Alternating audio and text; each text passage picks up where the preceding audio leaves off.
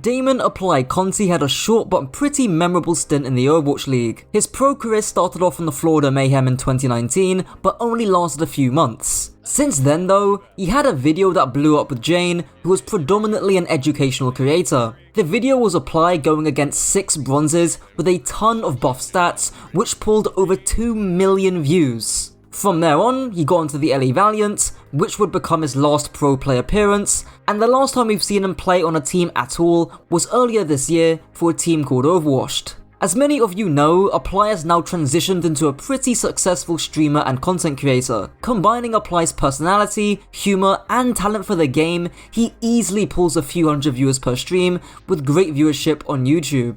Taimou was one of the best hitscan players of the inaugural season of the Overwatch League. He was one of the many players for the Dallas Fuel in 2018, staying on that team for 2 years, but not seeing too much playtime during the GOATS meta. Since then, Taimou switched over to Valorant for a few years, but he's had no activity in that scene for quite a while. Thankfully though, he hasn't gone fully MIA. Just a few days ago, he tweeted about how Deadlock feels like crack to play. If you've been living under a rock and you don't know what Deadlock is, it's basically Valve's new shooter. I will say one of my favourite moments of Taimou was him mocking Kefri's questionable Discord DMs a few years ago. The thought of your body trembling and whimpering as you moan and come is absolutely sexy! Woo! Let's go, Kefri! Let's go! Woo! Harryhook was also another player for the Dallas Fuel around the same time as Taimou. However, he got into a little bit more hot water. Around August 2020, Dallas Fuel had dropped Harryhook due to some misogynistic comments resurfacing online. Jake Lucky talked about it a bit here. I can't say those words, I wouldn't want to say them anyway, but I'll let you guys get a better painted picture of what the kind of language he actually was using. Sorry for calling some girls the W word. And later in response to a different tweet that said, "This is one of the worst apologies I've seen in my life." Fast forward to March 2021, and Harryhook made a pretty bad tweet about the person who came out with the Sinatra allegations. I have to be vague here because Harryhook got his account suspended, but you can see by the replies, many creators were voicing their disdain for Harryhook's initial tweets. If you're wondering about where he's at today, it's a bit sad. He still shockingly streams on occasion, with his last stream being last month, but if you look at his Twitch analytics, they've fallen off a cliff. He's gone from having hundreds, if not over 1,000 viewers in 2016 to now getting a handful of people watching a stream. The graph literally flatlines. Continuing with the Dallas Fuel theme, AKM was yet another player on the Fuel at the beginning of the league. He had a pretty similar arc to Taimou, being on the same team, playing the same role, and retiring at the same time, and then moving over to Valorant. Undoubtedly, his best moment was the creation of the AKM blade, which got its name from AKM taking almost 4 minutes to charge a single blade. That means he did less than 400 points of damage the entire attack as Genji. When AKM made a stint in Valorant though, it was pretty short-lived, only playing professionally for a few months. He's been pretty much MIA ever since, at least when it comes to gaming. His Discord is pretty much dead, his last tweet was in 2021, and his last stream was 4 years ago. However, I did manage to get this screenshot, which shows AKM posting on his Instagram story from just a few days ago. So it just seems like he's living his normal life. Moving on to the penultimate Dallas Fuel player, Zachareee also had yet another similar career to the people prior. He started off in Fusion University during 2018, but made it to the Dallas Fuel for a year and a half. If I remember correctly, he got quite a bit of flack at the time, but most people didn't know what they were talking about. Unsurprisingly, he made the move to Valorant and is actually still on a team called Dobros. Surprisingly, he remains pretty active on socials to this day, with his last tweet being a few days ago, but it was mainly him sleeping. In chat, you can actually see another ex-Overwatch pro, Unkoe, who is one of Zacharee's teammates. He was basically saying that Zachareee would be very good on Deadlock, and that gives me the perfect transition to talk about Unkoe. Hopefully he's going to be the final Dallas player in this video. Unkoe actually played on the Valiant initially, before moving permanently onto the Dallas Fuel for a few years. When he left Dallas, that was essentially his retirement, of course moving over to Valorant. He started off as a player of course, but then transitioned to coaching later in his career. He's still coaching to this day for a team called Carmine. He also remains pretty active on socials, with his last activity being on the 8th of August, and of course he was in Zacharee's stream. His Discord and YouTube are pretty inactive though. Alongside people like XQC and Seagull, IDDQD had one of the shortest stints in the Overwatch League. He got signed to the San Francisco Shock for the first season of the league, but before then, he was on orgs like Fnatic and NRG, who are still around today. Of course, IDDQD transitioned to streaming, and his numbers are actually way better than I thought. He easily pulls hundreds of viewers to his streams,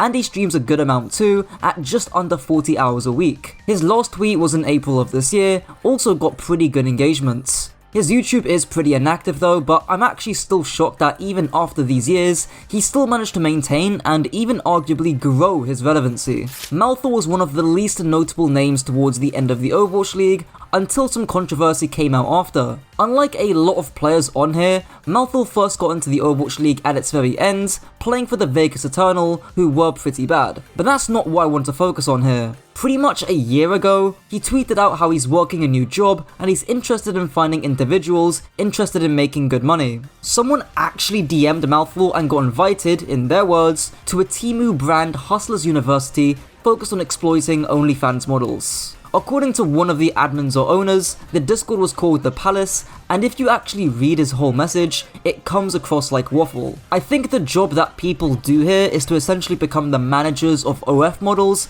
but it's so vague that I can't put it clearly. As for now, Malthel's last bit of public online activity was retweeting Rack Attack earlier this year, but that's about it. Arns was without a doubt the best hit scan to ever touch the game at his peak. He broke the world record for having the most amount of final blows in a single match, being 90. His play was almost non-human. According to his Wikipedia page, he's retired from the game at 3 different occasions, but it doesn't look like he's been on a team this year. Instead, it looks like he's decided to focus his efforts into content creation, and it's paying off pretty well. He's also streaming at the time of scripting this video too, so it seems like he's doing pretty well for himself. Muma was one of the most popular faces for the Houston Outlaws at the beginning of the league. He of course had that short little controversy with XQC, which is quite funny to look back at. Wise words of a good friend of mine, rolled and smoked my doggies. No, he didn't smoke shit. No, shut your fucking mouth, go back there, suck a fat cock. I mean, he would like it, but... So many games ahead. Love you.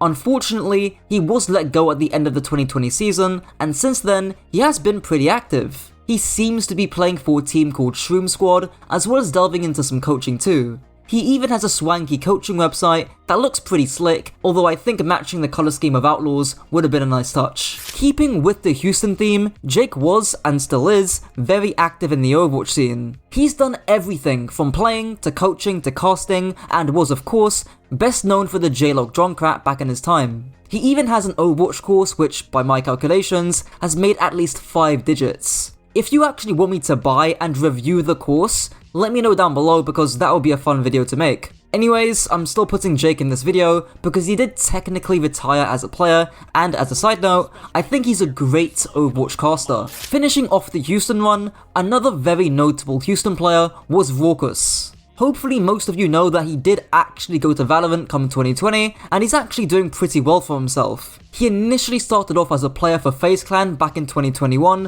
where other Overwatch League pros like Babybay, Corey and Zachareee played alongside him. He then transitioned to coaching and actually became head coach for Sentinels in 2022 and has now returned to playing for a team called Dark Zero, but only for a week it seems. Rawkus doesn't seem to be that active online, posting him and his girlfriend every now and then on Insta, with his last tweet being March of this year. Still though, it sounds like his name packs a pretty big punch in the Valorant scene. Before I continue, I'm just gonna plug my coaching. Somehow my name gets among Commander X and Christopher, so that's how you know my coaching's good, I guess. Check it out down below. Nevix was one of the slightly more forgettable names in the league, but he still had noteworthy achievements throughout his time. He started his career on the Shock for 2 years, but was mainly on the bench in 2019 because of how good Choyobin, Sinatra and Super were as the big 3 tanks in the GOATS meta. He then went to Toronto Defiant in the 2020 season and then retired at the end of the year. In terms of where he's at now, it's a bit hard to tell, but he has shown some activity on Twitter, retweeting KSA earlier this month. However, his last stream was 10 months ago, and there's nothing else I can find on what Nevix is up to. Logix was one of the first and best Belgian players in the Overwatch League. He dropped in and out of the league, but ultimately concluded his time on the Defiant in 2021. He was notable for pulling the Defiant out of shitty situations with his hit scan. His last professional appearance was with Team Peps at the end of 2022, but since then, he's retired. He's one of the few pros who's actually privated his socials, being both his Instagram and Twitter, and his Twitch is dead. Despite this though, his Discord isn't, and as you can see, he's saying that he's busy studying for some kind of degree in Belgium. I'm a bit confused on the graduate details on how that works in Belgium, but the bottom line is that he's at university. I assume he's doing fairly well. I staunchly remember Dogman as being one of the best upcoming flex supports from his time at the Atlanta Academy. Of course, the first and last team he was on was the Atlanta Reign, playing for about 2 years in 2019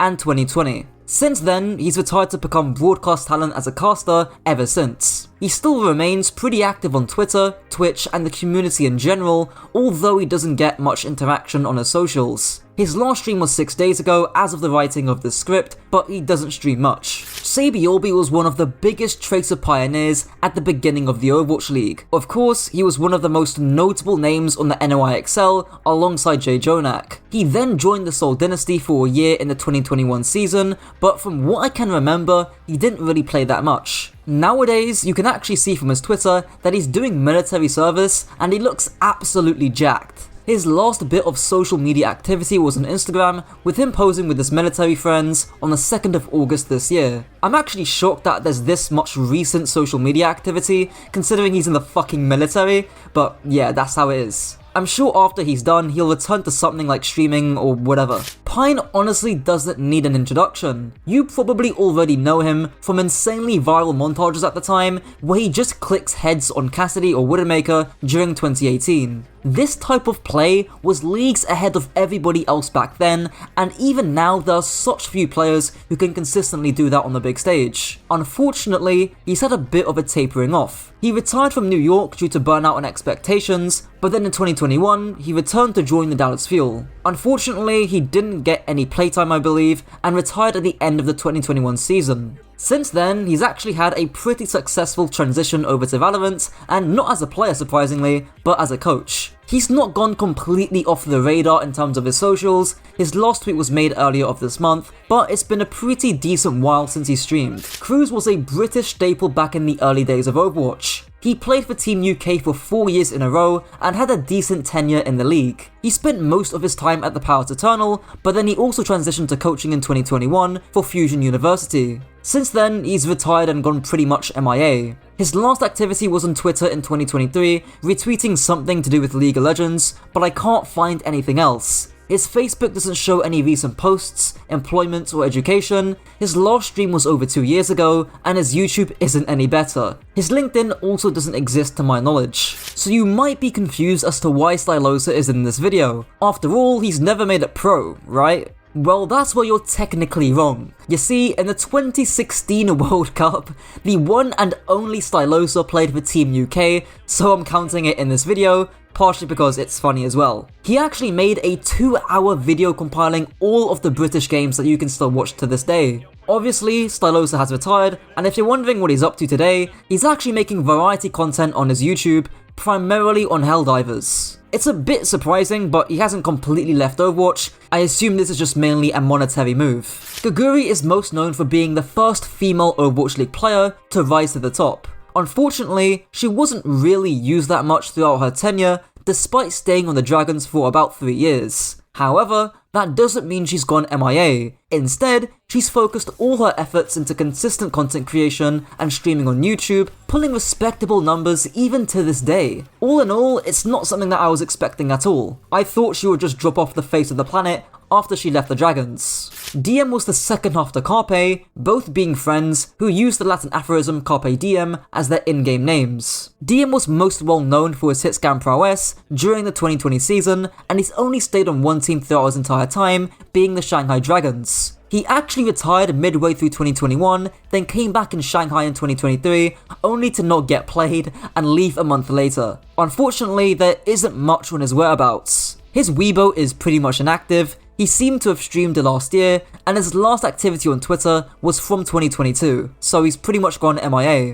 Boink's legacy is one of the biggest bag getters in the Overwatch League. He was on the Outlaws for about 3 years, but he basically didn't play for those 3 years, and considering this was at a time where Overwatch League teams had a lot of money, he's kind of known for getting that bag. Unfortunately though, I can't find anything on Boink. His last tweet was in 2020, his last stream was 4 years ago, and I also can't find the LinkedIn, so it's safe to say that Boink isn't coming back anytime soon. I would say Tobi was one of the most low-key veterans of the entire league. He of course started his career on the Seoul Dynasty as a main support, then joined the Fusion for the 2021 season. He then transitioned to coaching for the rest of his career, getting pretty respectable results on the whole. He's currently not on a team, but he's still somewhat active online. His last activity on Twitter was a week ago, retweeting Jaxi, and his last content was him playing Lethal Company out of all games. He also streamed 2 months ago as well, so it isn't regular activity, but at least there's something. Onigod was, and frankly still is, one of the most overlooked Western players in the history of the league. He first got a shot with the Dallas Fuel back in 2020, but he only stayed for 4 months. He then got another shot for the Path Eternal for the 2021 season,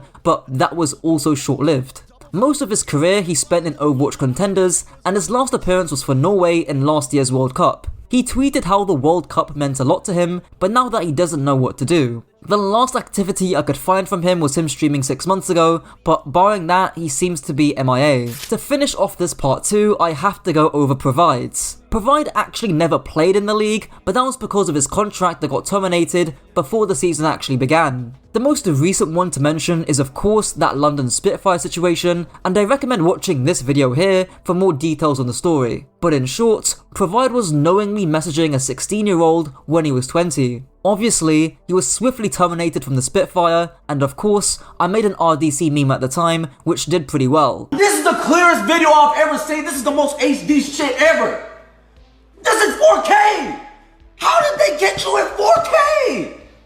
That ain't me. If you're wondering where he's at now, I can say this. His main Provide persona has been pretty much deactivated. His Twitter is dead, his Twitch is dead, and his YouTube is dead. Even searching his name on LinkedIn and filtering to the UK doesn't come up with much. Despite this, according to Twitter user Krobus, one of Provide's Overwatch accounts was spotted in ranked. Apparently it wasn't Provide playing on it though, just one of his friends. But the bottom line is, Provide is probably lurking underneath the surface somewhere, and obviously he can't reappear out of nowhere.